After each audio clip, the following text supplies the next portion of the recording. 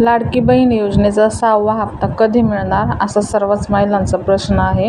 तर आत्तापर्यंत एकूण 5 हप्त्याचे प्रत्येकी 1,500 प्रमाणे 7,500 रुपये महिलांच्या खात्यावरती जमा झालेले आहेत. तर महायुतीचं सरकार निवडून आल्यानंतर महिलांना 2100 रुपये मिळणार आहेत.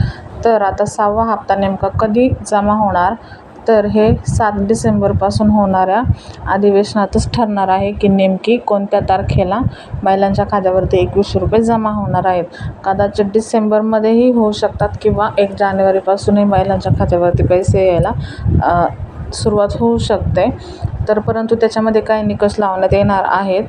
जसे की काही महिलांना दुसऱ्या स्कीममधून सरकारी पैसे मिळतात, तर अशांचे अर्ज जे आहेत ते बाद केले जाणार आहेत. म्हणजे उदाहरणार्थ काही महिलांना संजय गांधी निराधार योजनेतून महिन्याला पैसे मिळतात, तर अशा महिलांचे लाडकी बहीण योजनेचे अर्ज हे थांबवले जाणार आहेत. आणि ज्यांना अजूनही 1 रुपयाही मिळालेला नाही आहे, ज्यांचे अर्ज मंजूर झालेत परंतु त्यांना एकाही हप्त्याचे पैसे मिळालेले नाही आहेत, तर अशा महिलांनाही या 6व्या हप्त्यापासून पैसे मिळण्याची सुरुवात होणार आहे.